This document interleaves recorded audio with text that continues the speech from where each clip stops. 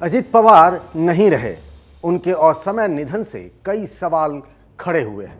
सवाल सिर्फ विमान हादसे को लेकर नहीं कि किन परिस्थितियों में उनका प्लेन क्रैश हुआ, एक हादसा है या कुछ और।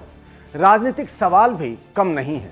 सवाल ये है कि उनके निधन के बाद क्या उनकी पार्टी में वर्चस्व की लड़ाई शुरू हो जाएगी? पार्टी की कमान कौन संभालेगा? पत्नी सुनेत्रा पवार, बेटा Parth Pawar, senior NCP leader Praful Patel या फिर कोई और? उनकी पार्टी के विधायक एकजुट रहेंगे या टूटकर बीजेपी की तरफ जा सकते हैं? एनसीपी के दोनों गुट इस नाजुक मौके पर साथ तो नहीं आ जाएंगे, जैसा खुद अजित पवार आखिर के दिनों में कह भी रहे थे। क्या बीजेपी परिवार और पार्टी को एक होने देगी? इन्हीं सवालों पर राजधानी में आज बात। नमस्कार, मैं हूं Pankaj Jha. Brought to you by ITEL and Goldie Masale.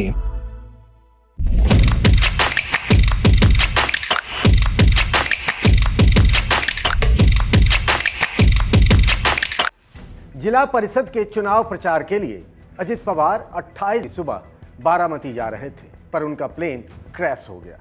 हाल ही में हुए लोकल बॉडी इलेक्शंस में एनसीपी के दोनों गुट साथ आए थे। मामला पुणे और पिंपरी चिंचवाड़ नगर निगम पर अपने कब्जे को बरकरार रखने का था।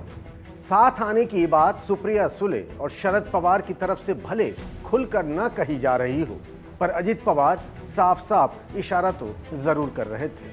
बीके चुनाव के वक्त हमारे पुणे और पिंपरी चिंचवड़ के वहां के कार्यकर्ता है, उन्होंने मुझे कहा कि दादा, ये तुतारी साथ और घड़ी साथ में अगर आए तो हमें वोटों का बंटवारा जो होने वाला है वो नहीं होगा। दोनों को मानने वाले जो वोट है एक हो जाएंगे और जीतने के लिए चांसेस और भी बढ़ जाएंगे। तो मैं कार्यकर्ताओं को रिस्पेक्ट करता हूं। गोल्डी छोले मसाले, जहाँ जाएं रिश्ते बनाएं। गोल्डी लाए हैं फ्रेश लॉक टेक्नोलॉजी, जो रखे मसालों को हर समय फ्रेश। अजित पवार खुलकर कह रहे थे कि पार्टी वर्कर्स यही चाहते हैं। इसकी नींव शरद पवार के प्री बर्थडे सेलिब्रेशन के मौके पर पड़ी थी। चाचा शरद पवार और भतीजे अजित पवार का मिलन होगा, उसका एक फार्मूला भी बना था। इसमें तय हुआ था कि सुप्रिया सुले केंद्र सरकार में मंत्री बनेंगी, यानी वो दिल्ली की राजनीति करेंगी, जबकि अजित पवार को महाराष्ट्र में फ्री हैंड मिल जाएगा।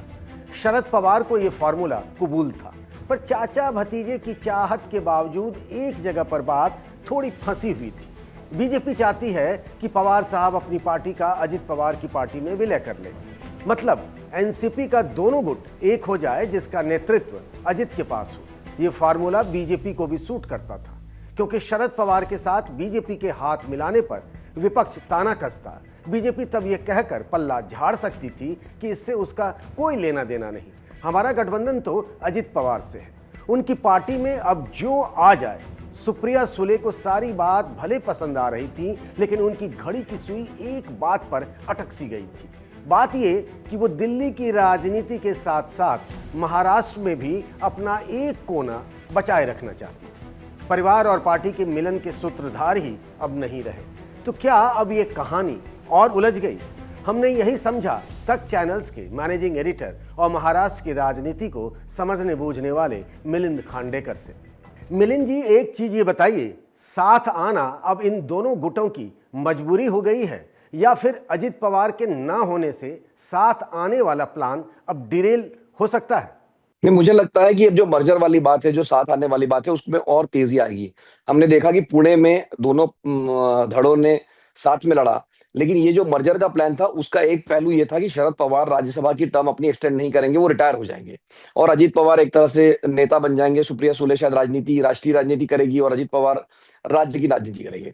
लेकिन जब अब अजित पवार ही नहीं रहे तो अजित पवार का जो गुट है वो भी नेता विहीन हो गया है। मतलब उनके पास ऑप्शन है कि वो पवार के बेटे हैं, जो अजित पवार के दोनों बेटे में से किसी को बना दे, या सुनेत्रा पवार उनकी पत्नी को बना दे नेता। लेकिन वो धड़ा भी अजित पवार के जाने से कहीं ना कहीं राजनीतिक रूप से कमजोर हुआ, क्योंकि देखिए एनसीपी अजित पवार का जो परफॉर्मेंस था विधानसभा चुनाव में, वो अजित पवार के करिश्मा कह लीजिए, उनका राजनीतिक कौशल कह लीजिए, इसकी वजह से उनको सीटें आई थी। तो बिना अजित पवार के उस धड़े का भी वजूद नहीं रह जाता जब तक कोई पवार उसका नेता ना हो, और सुनेत्रा पवार या उनके बेटे कितना चला पाएंगे ये मुझे नहीं पता है। तो ऐसे में हो सकता है कि शरद पवार को जो अपना रिटायरमेंट प्लान है वो थोड़ा और एक्सटेंड करना पड़े, उन्हें मार्गदर्शन देने के लिए पार्टी में रहना पड़े। और अब मुझे लगता है कि ये जो आपका सवाल है कि क्या ये कब मतलब जल्दी साथ आ जाएंगे, तो मुझे लगता है कि अब तो ये मजबूरी हो गई कि दोनों का साथ होना अब इनकी मजबूरी है। अब ये कोई अलग अलग रह के और कमजोर हो जाएंगे अगर दोनों धड़े अलग रहे तो राजनीतिक समझ तो यही कहती है कि दोनों को साथ में आना चाहिए। मिलिंद, आप जानते हैं कि बीजेपी और शिवसेना दोनों हिंदुत्व की राजनीति करती हैं। अजित पवार क्षेत्रीय राजनीति, खासकर मराठा राजनीति के लिहाज से एक बड़े चेहरा थे। ऐसे में आपको लगता है कि बीजेपी दोनों गुटों या फिर परिवार को एकजुट होने देगी? क्योंकि खतरा बीजेपी के लिए इस बात का भी है कि एनसीपी की मजबूती उसके लिए एक बड़ी चुनौती बन सकती है। देखिए, अभी 2029 पंकज बहुत दूर है, 3 साल दूर है कम से कम। दूसरी बात, अमित शाह ने 2024 के चुनाव से पहले कहा था कि 2029 में 100% भाजपा होगी। मतलब ये भाजपा का घोषित नारा है कि 100% भाजपा, मतलब भाजपा अपने दम पर बहुमत लाएगी। तो 24 में तो लगभग 131 सीटें आ गई, तो लगभग 14-15 सीटें ही कम रह गई बहुमत से, तो लगभग पहुंच ही गए थे वो। 95% उनको सीटें आ चुकी है। 100% में से 90 और 100 के बीच में वो झूल रहे हैं। तो ये अभी भी, मैंने जैसे आपसे कहा कि 3 साल दूर है 2029, और महाराष्ट्र में अभी तब तक कोई चुनाव होना नहीं है। अगर अजित पवार का फैक्शन है या एकनाथ शिंदे का भी फैक्शन है, अगर वो इस सरकार से हट भी जाता है तब भी सरकार को कोई खतरा नहीं है, क्योंकि 10-15 लोगों का जुगाड़ वो कहीं से भी कर लेंगे। तो ये सरकार न केंद्र में कहीं जा रही है, न कहीं महाराष्ट्र में जा रही है।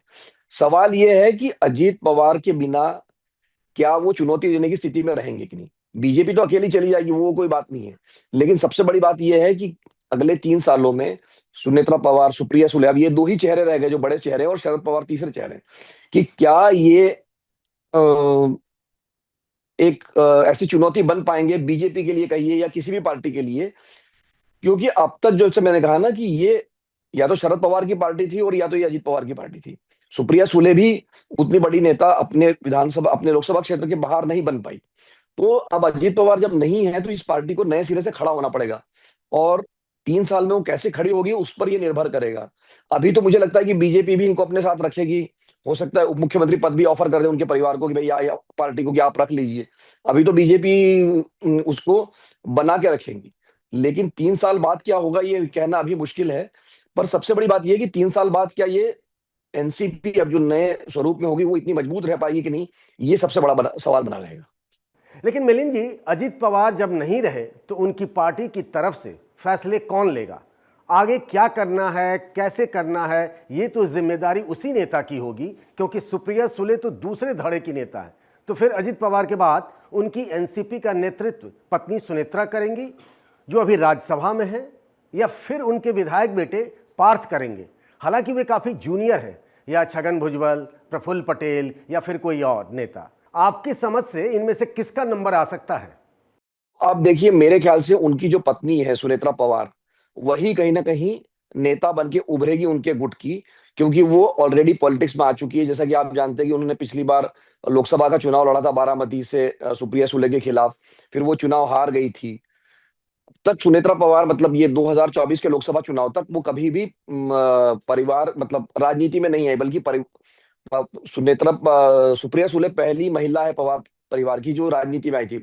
शरद पवार की भी पत्नी जो है वो कभी राजनीति में नहीं आई, भले वो वोट मांगने चले जाए, लेकिन सीधे राजनीति में नहीं आई। सुनेत्रा पवार भी कभी राजनीति में नहीं आई, उनको आना पड़ा क्योंकि ऐसा कहा जाता है कि बीजेपी ने दबाव बनाया था कि आप जब आ रहे हैं तो लोकसभा का चुनाव अपनी पत्नी को लड़ाएंगे, मतलब वॉक ओवर नहीं देंगे सुप्रिया सुले को बारामती में। तो इसलिए सुनेत्रा पवार को चुनाव लड़वाया गया, वो चुनाव नहीं जीत पाई, सुप्रिया सुले की जीत हुई। तो उसके बाद में उसके आसपास ही जो राज्यसभा भेजा गया सुनेत्रा पवार को, तो सुनेत्रा पवार जो कि उनकी पत्नी है वो राजनीतिक रूप से अब सक्रिय है। तो मेरा मानना यह है कि भले ही शरद पवार घर के बड़े बुजुर्ग है, सुप्रिया सुले ज्यादा कनेक्टेड है, लेकिन अगर अभी जो अजीत पवार की एनसीपी है जो कि सरकार में है महाराष्ट्र में, उसका कोई नेचुरल लीडर अगर उनकी पार्टी का बनेगा तो वो पवार खानदान से ही होना चाहिए। अब या तो उनके बेटे हो सकते हैं पार्थ पवार, या जय पवार हो सकते हैं, या पत्नी हो सकती है, लेकिन मुझे लगता है कि इन तीनों में से ही कोई चुना जाएगा कि उनका नेता कौन होगा। अजित पवार के निधन पर देवेंद्र फडणवीस का एक बयान नोट करने वाला है। महाराष्ट्र के मुख्यमंत्री ने कहा कि मैंने एक बड़े दिल वाले दोस्त को खो दिया। फडणवीस गलत नहीं कह रहे। अजित पवार ने कई मौकों पर यह दोस्ती निभाई। एकनाथ शिंदे को जब भी बीजेपी को टाइट करना हुआ, देवेंद्र के लिए हमेशा वो ढाल बने। कहा तो ये तक जाता है कि अजित पवार का साथ अगर फडणवीस को नवंबर 2024 में नहीं मिला होता तो एकनाथ शिंदे चुनाव के बाद सीएम पद के लिए अड़ सकते थे। लेकिन अजित के खुले समर्थन से बीजेपी की दावेदारी उस वक्त मजबूत हो गई। यानी फडणवीस और शिंदे की कभी गरम कभी नरम रिश्ते में अजित पवार हमेशा बैलेंसिंग फैक्टर बने रहे। अब अजित पवार की गैर मौजूदगी में देवेंद्र के लिए ये बैलेंस उतना आसान नहीं रह जाएगा जो अब तक था।